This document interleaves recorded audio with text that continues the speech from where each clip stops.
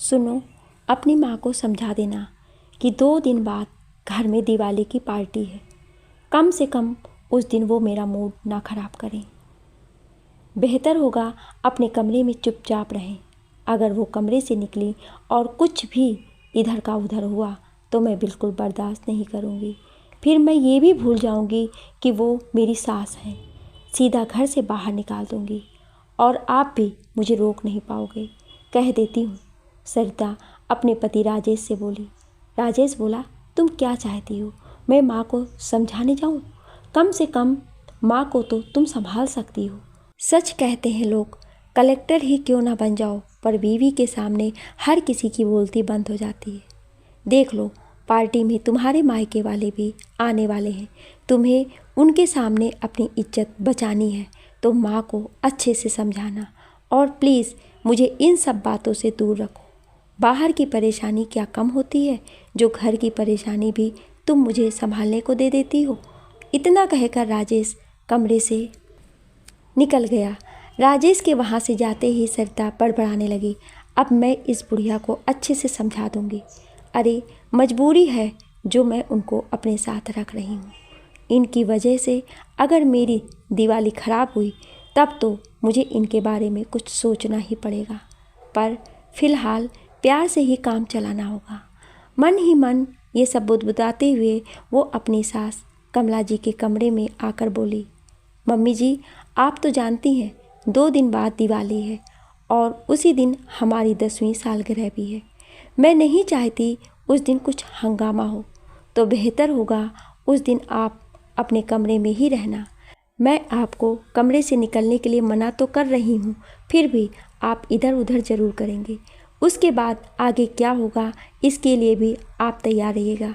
इतना कहकर सरिता वहाँ से चली गई। कमला जी सोचने लगी, मेरे बच्चे मुझे मजबूरी में अपने साथ रखते हैं। दिवाली की पार्टी और मेहमानों की पड़ी है, इन्हें तो बस माँ की नहीं है। 2 दिन बाद पकवानों की खुशबू पूरे घर में फैल रही थी। सबकी हंसी ठिठोली की आवाज़ कमला जी के कानों तक आ रही थी, पर उनकी हिम्मत कहाँ थी कि वो दिवाली का और उन खुशियों का हिस्सा बन पाती। वो तो बस अपने कमरे में चुपचाप बैठी थी। उन्हें हिदायत जो दी गई थी, पर पकवानों की खुशबू उन्हें अपनी ओर खींच रही थी। कमला जी सोचने लगी, कितने चाव से वो बेटे के साथ दिवाली मनाती थी। बेटा बहू क्या लाया और कलेक्टर क्या बन गया, पूरा ही बदल गया। दिवाली के साथ उसकी सालगिरह भी है, तो साधारण पार्टी तो होगी नहीं। पार्टी में बेटे के जानने वाले और बहू के मायके वालों को भी बुलाया गया था। कमला जी में बहू के मायके वालों को कोई खास दिलचस्पी नहीं थी। वैसे भी कमला जी अपने कमरे से बाहर कम ही आती थी, क्योंकि अगर वो जरा सा भी बाहर आती थी तो उनकी बहू सरिता को अच्छा नहीं लगता था। उसे लगता था कि उसकी सास के बाहर आने मात्र से ही उसका त्यौहार खराब हो जाएगा। और फिर बेटे बहू के इस चमकीले सुंदर घर में कमला जी वो अकेली पुरानी बत्ती थी जो बुझते हुए दिए की तरह टिमटिमाती रहती, जिसे हटाना तो हर कोई चाहता था लेकिन हटा नहीं पा रहा था। कमला जी अकेली कमरे में बैठी अपने पति की तस्वीर के सामने बोल रही थी, आपके बेटे बहू का बस चले तो वो मुझे घर से निकाल दें, पर मैं जानती हूँ वो इस डर से मुझे निकाल नहीं पा रहे थे कि लोग क्या कहेंगे। इतना बड़ा कलेक्टर अपनी माँ की देखभाल नहीं कर पाया, शायद इसी मजबूरी में वो मुझे अपने साथ रख रहे हैं। इतना कहते कहते उनकी आंखें भर आईं। तभी अचानक सरिता ने उनके कमरे का दरवाज़ा खोला और उनकी तरफ एक पैकेट फेंकते हुए बोली, लीजिए ये साड़ी पहन लेना, कहीं कोई भूले भटके इस कमरे में आ गया तो हमारी इज्जत ना तार तार हो जाए। और ढंग से हाथ पैर धोकर कंघी कर लीजिएगा। अगर कोई कमरे में आए तो नमस्ते और हाँ हूँ में जवाब देना, बस ज़्यादा किसी से कुछ बोलने की ज़रूरत नहीं है, समझी। सरिता बस बोले जा रही थी, पर कमला जी का बहू की बातें सुनते सुनते ध्यान फिर से पकवानों की खुशबू की तरफ चला गया। अचानक से सरिता उनके कंधों पर हाथ रखकर उन्हें झकझोरते हुए बोली, अरे सुन भी रही हैं या मैं बस कहे जा रही हूँ। कमला जी का ध्यान भंग हुआ और वो बोली, हाँ हाँ बहू, ये तो बताओ दिवाली पर क्या बनवा रही हो। सरिता बोली, हे भगवान, जब देखो तब बस खाने की बात। कुछ कहा मैंने आपसे, वो सुना या नहीं? दिवाली की पूजा मैं कर लूँगी, आपको बाहर आने की ज़रूरत नहीं है। अगर कोई आपके कमरे में आ जाए तो भी ज़्यादा बात मत कीजिएगा। कमला जी ने हाँ में सिर हिला दिया और बोली, बहू, सालगिरह की पार्टी तो छोड़ो, क्या दिवाली की पूजा में भी मैं शामिल नहीं हो सकती? सरिता बोली, नहीं, बिल्कुल नहीं। कमला जी बोली, बहू, बहुत भूख लग गई है, कुछ खाने को दे दो। सुबह से सिर्फ 2 ब्रेड पीस और चाय ली है। सरिता ने कमला जी को घूर कर देखा, मानो उन्होंने क्या ही मांग लिया हो, और फिर वहाँ से चली गई। थोड़ी देर बाद काम वाली सुनैना वहाँ आई और खाने की थाली कमला जी को देते हुए बोली, लो बड़ी मालकिन, खाना खा लो। कमला जी ने आशा भरी नज़रों से सुनैना की तरफ देखा। सुनैना बोली, बड़ी मालकिन, अभी तो पकवान बना रहे हैं, पूरी तरह से तैयार नहीं हुए, इसलिए मैं सुबह का ये बचा हुआ खाना ले आई हूँ, ताकि कुछ देर के लिए तो आपकी भूख शांत हो सके। और फिर बिना मालकिन से पूछे अगर मैं पकवान लाऊंगी तो आप जानती हैं मेरी नौकरी चली जाएगी। कमला जी ये सब समझ गईं। उन्हें भूख इतनी ज़ोरों से लगी थी कि वो खाने पर टूट पड़ी। उनको इस तरह खाना खाते देख सुनैना की आंखें भर आई। वो सोचने लगी, कोई कह सकता है भला ये कलेक्टर साहब की माँ है? वो कलेक्टर साहब जो इतनी इज्जत और पैसा कमा रहे हैं, इनसे तो हमारी किस्मत अच्छी है। बेटा बहू मजदूरी करते हैं, मैं काम करती हूँ, लेकिन कम से कम रात का खाना सब एक साथ बैठकर तो खाते हैं। यहाँ तो कलेक्टर बेटा दिवाली पर सबको मिठाई बांटता है और सालगिरह पर पार्टी पर उसकी माँ भूखी है। तभी सुनैना को सरिता की आवाज़ सुनाई पड़ी तो वो बाहर जाने को हुई। तभी कमला जी बोली, सुनैना, एक रोटी से मेरी भूख नहीं मिटती है, मुझे अभी भी भूख लग रही है। सुनैना बोली, बड़ी मालकिन, जैसे ही मुझे मौका मिलेगा मैं आपके लिए कुछ ले आऊँगी, अभी मैं जाती हूँ। इतना कहकर वो चली गई। कमला जी ने बहू के कहे अनुसार साड़ी निकाल कर देखी तो वो खुश हो गई और कहने लगी, बहू ने पहली बार दिवाली पर मेरे लिए साड़ी खरीदी, इसके साथ ब्लाउज और पेटीकोट दे देती तो अच्छा रहता। अभी के लिए पुरानी साड़ी ही पहन लेती हूँ। थोड़ी देर बाद सारे मेहमान बाहर इकट्ठा होने लगे और केक कट करने की तैयारी होने लगी। राजेश और सरिता केक काटने के लिए जैसे ही आगे आए, राजेश के किसी दोस्त ने कहा, अरे राजेश, घर में आंटी जी हैं, उन्हें भी बुला लो। लोग कहते हैं बड़े बुजुर्गों का आशीर्वाद लेना अच्छा होता है। एक तो दिवाली, उस पर इतनी खुशी का दिन है, तो उन्हें भी यहाँ होना ही चाहिए। क्यों दोस्तों? सबने हाँ में हाँ कहना शुरू कर दिया। सबकी बातें सुनकर राजेश ने सरिता की तरफ देखा तो सरिता बात बनाते हुए बोली, अरे भैया, बात यह है कि मम्मी जी की तबीयत अब कुछ ठीक नहीं रहती है और दिवाली के दिन उनकी किसी रिश्तेदार की मौत हो गई थी, इसीलिए उन्होंने खुद मना किया है कि मुझे परेशान मत करना, वरना हमारा तो बड़ा मन था हर बात में उन्हें अपने साथ रखने का और उनके हाथों केक कटवाने का। पर क्या किया जा सकता है, जैसी उनकी इच्छा। मैं तो बहू हूँ, उनका कहना कैसे टाल सकती हूँ।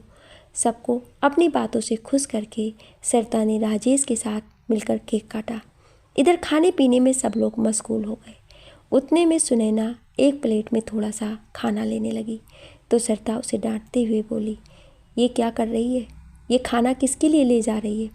सुनैना बोली, बड़ी मालकिन को भूख लग रही होगी, उन्होंने एक ही रोटी खाई थी। सरिता बोली, तो एक रोटी काफ़ी है, इस उम्र में ज़्यादा खाएंगी तो वज़न बढ़ जाएगा और कल को अगर मर गई तो उनको कौन उठाएगा। चुपचाप से ये प्लेट यहाँ रख और अपना काम कर, अम्मा को मैं देख लूँगी। यहाँ मेहमान खड़े हैं और तुम्हें बड़ी मालकिन की पड़ी है, क्या वही तुम्हें तनख्वाह देती हैं? चलो जाओ यहाँ से। बेचारी सुनैना ने मजबूरन खाने की प्लेट को वहीं रख दिया और काम करने लगी। सरिता अपने दोस्तों के साथ बिजी हो गई। देखते ही देखते रात के 11 बज गए, पर अभी तक कमला जी को खाना किसी ने नहीं दिया था। वो भूख से बिलबिला रही थी, लेकिन उनसे भूख अब बिल्कुल भी बर्दाश्त नहीं हो रही थी। लेकिन पार्टी तो अभी तक चल रही थी। जैसे जैसे वक्त बीत रहा था, कमला जी के सब्र का बांध टूटता जा रहा था। आखिरकार वो उठकर अपने कमरे से बाहर आई और छोटे बच्चों की तरह इधर उधर झांकने लगी। अचानक से राजेश की नज़र कमला जी पर पड़ी और वह सरिता के पास जाकर धीरे से बोला, सरिता, मैंने तुमसे कहा था ना, इस दिवाली में माँ मुझे अपने कमरे से बाहर नहीं दिखनी चाहिए। मैंने तुम्हें बताया भी था कि कितने बड़े बड़े लोग आएंगे, अम्मा को संभाल लेना, पर तुमसे एक काम भी ठीक से नहीं हुआ। तुम्हें मेरी इज्जत की बिल्कुल भी नहीं पड़ी है। माँ को अंदर ले जाओ, इससे पहले कि किसी की उन पर नज़र पड़े। सरिता फटाफट अम्मा के पास गई और उन्हें कमरे में धकेलती हुई उनके कान में बोली, आपसे कहा भी था बाहर मत आना, आप सुनती क्यों नहीं है। पार्टी में मौजूद अन्य लोगों का ध्यान अपनी तरफ आया देखकर वो बोली, चलिए अम्मा, अंदर चलिए, आराम कीजिए। कमला जी भूख से तड़प रही थी। सबके सामने ही वो बोली, बहू, तुम लोग मुझे दिवाली के दिन भी अंदर कमरे में बंद करके क्यों रखते हो? मुझे बहुत ज़ोरों की भूख लगी है, कुछ खाने को दे दो। अचानक से कमला जी की आवाज़ सुनकर सभी लोगों का ध्यान उस तरफ गया और सब हैरानी से उन्हें देखने लगे। एक औरत दूसरी औरत के कान में बोली, इतने बड़े कलेक्टर की माँ अभी तक भूखी प्यासी बैठी है, जबकि कलेक्टर साहब सबको पकवान खिला रहे हैं और सरिता हमारे साथ दिवाली में पत्ते खेल रही थी। पार्टी में मौजूद अन्य लोग भी दबी जबान में बातें बनाने लगे। आखिरकार सरिता कमला जी को ज़बरदस्ती खींचते हुए कमरे में ले गई और कमरे का दरवाज़ा बंद करते हुए उन्हें पलंग पर धकेलते हुए बोली, खबरदार, जो बाहर आई तो मुझसे बुरा कोई नहीं होगा। शर्म नहीं आती अपने बेटे की इज्जत इस तरह सबके सामने उछालते हुए? क्या बताना चाहती हैं आप लोगों को? हम आपको भूखा रखते हैं? आपसे तो मैं बाद में बात करूँगी, पहले आपने बाहर जो रायता फैलाया उसे समेट लूँ। कमला जी कुछ कहती उससे पहले ही सरिता ने दरवाज़ा उनके मुंह पर बंद कर दिया और बाहर आकर सबके सामने सुनैना से बोली, सुनैना, जल्दी से मम्मी जी को एक प्लेट में खाना ला कर दो। तुम्हें पता है ना, वो बूढ़ी हो गई हैं, हर 2 घंटे में उन्हें भूख लग जाती है। अभी तो थोड़ी देर पहले ही तो उन्होंने खाना खाया था, अब फिर से भूख लग गई। पर कोई बात नहीं, हम उनका ख्याल नहीं रखेंगे तो कौन रखेगा। सुनैना आश्चर्य से सरिता की तरफ देखने लगी और फटाफट एक प्लेट में खाना लगाकर कमला जी के कमरे में ले गई। कमला जी रो रही थी। सुनैना को देखते ही वो बोली, देख सुनैना, बहू ने मुझे कितनी ज़ोर से धक्का मारा है, मेरी पूरी कोहनी छिल गई है। बेचारा बुढ़ापे का शरीर, चमड़ी इतनी कोमल हो गई थी कि तुरंत ही खून खून हो गया। सुनैना ने फटाफट अपनी साड़ी का पल्लू फाड़ा और उनके हाथ में बांधते हुए बोली, कोई बात नहीं मालकिन, पहले खाना खा लो, मैं घाव पर मलहम लगा दूंगी। सुनैना ने अपने हाथों से कमला जी को खाना खिलाया। पेट की भूख के आगे घाव का दर्द भी उन्हें अब कम लग रहा था। कमला जी खाना खा रही थी तो सुनैना बोली, एक बात कहूँ बड़ी मालकिन, त्यौहार के दिन भी आपका बेटा बहू आपसे एक मीठा बोल नहीं बोलते, काहे बर्दाश्त करती हो? भला क्या कमी है आपको? फिर आप बेटे बहू की मोहताज क्यों हैं? कमला जी बोली, सुनैना, गांव में मेरे पास ज़मीन जायदाद सब कुछ है, चाहूँ तो आज अपने लिए नौकर रख लूँ, लेकिन परिवार का साथ तो चाहिए ही ना। मैं अकेली क्या करूँगी? गांव की खेतीबाड़ी से जो भी पैसा आता है वो भी तो बेटा बहू रख लेते हैं। ये दोनों अच्छे से जानते हैं कि इनके अलावा मेरा कोई नहीं है। राजेश के बाबूजी भी मुझे जीवन जीने के लिए अकेला छोड़ गए थे, अब मैं बेटे बहू को छोड़कर भला कहाँ जाऊँ? इतना कहते कहते वो रोने लगी। सुनैना बोली, अम्मा, आप पति के बगैर बेटे को पढ़ाकर कलेक्टर बना सकती हो और ज़मीन जायदाद नहीं संभाल सकती? आपके इतने बुरे दिन तो नहीं आए हैं कि आप 2 वक्त के खाने के लिए मोहताज हो जाएं। मालकिन, भले ही एक रोटी खाओ, लेकिन स्वाभिमान की खाओ। मेरा बेटा अगर मेरे साथ ऐसा करता तो मैं उससे सारे रिश्ते नाते तोड़ लेती। फिर आप तो पढ़ी लिखी हैं। तभी सरिता ने सुनैना को आवाज़ लगाई और वो बाहर चली गई।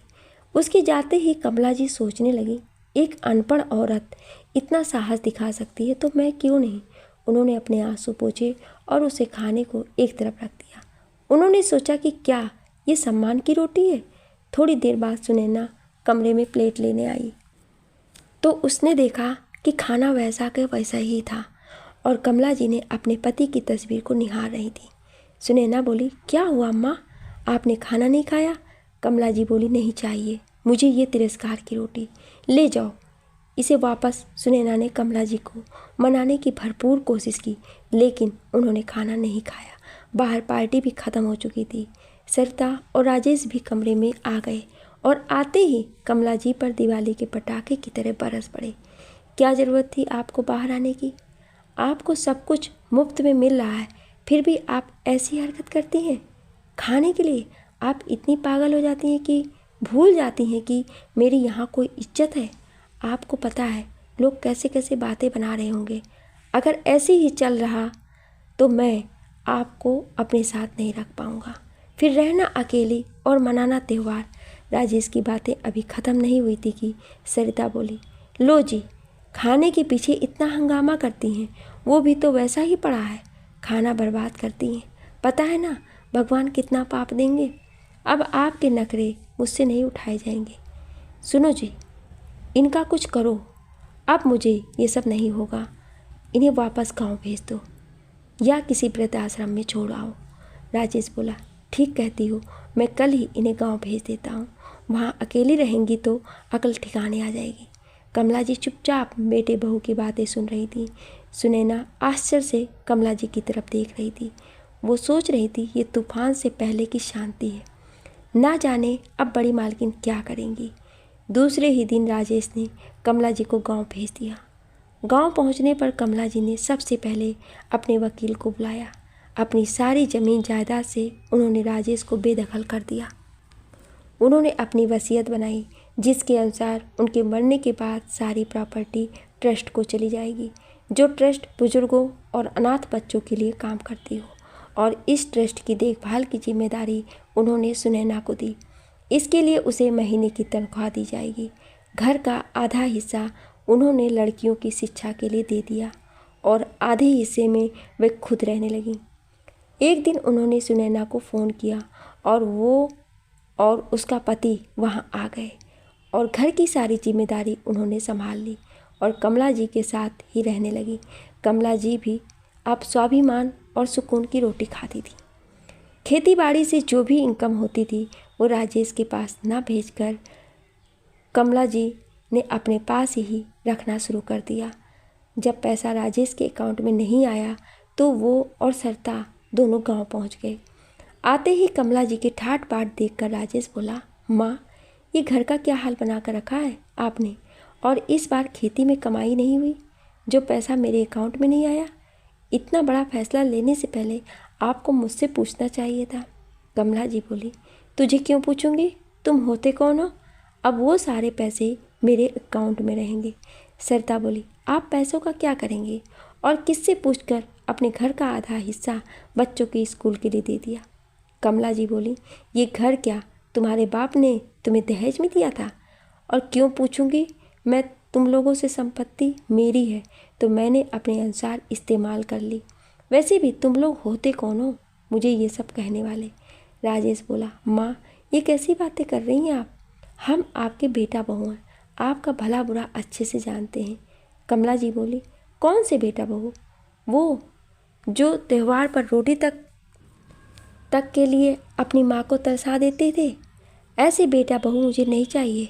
वैसे भी मैं तुम्हें प्रॉपर्टी से बेदखल कर चुकी हूँ, तो अब गांव में तुम्हारे लिए कुछ भी नहीं रखा है। अब तुम्हें तुम्हारा शहर भला यहाँ आने की परेशानी मत उठाओ। अब दिवाली होली अपनी पत्नी के साथ आराम से वहीं मनाओ। सरिता बोली, मम्मी जी, आप ऐसा कैसे कर सकते हैं? ज़रूर ये सब आपको इस सुनैना ने सिखाया होगा। इसकी तो मैं जैसे ही वह सुनैना की तरफ बढ़ी, कमला जी ने एक थप्पड़ सरिता को जड़ दिया और बोली, खबरदार, जो इसे हाथ भी लगाया तो आज तक तो तुमने मेरी कोई सेवा नहीं की। जो भी सेवा की है इसने ही की है, और मेरे मरने के बाद भी ये इस घर में रहेगी।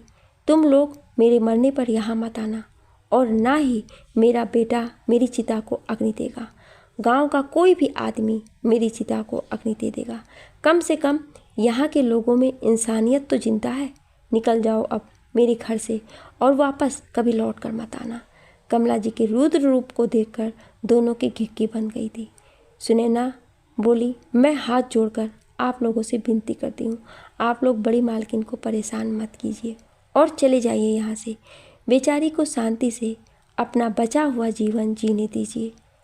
आखिरकार राजेश और सरिता इतना सा मुंह लेकर शहर की ओर रवाना हो गए और दोबारा लौटकर नहीं आए। यहाँ सुनैना और उसका पति कमला जी की पूरी सेवा करते और ईमानदारी से उनकी चीज़ों को संभालते। बेटे बहू ने अपना फ़र्ज़ जब अदा नहीं किया तो फिर अधिकार कैसे पा सकते थे? वो खाली हाथ ही रह गए। ये कहानी आपको कैसी लगी हमें कमेंट करके ज़रूर बताएं और ऐसी ही कहानियाँ सुनने के लिए हमारे चैनल को सब्सक्राइब ज़रूर करें। Thank you.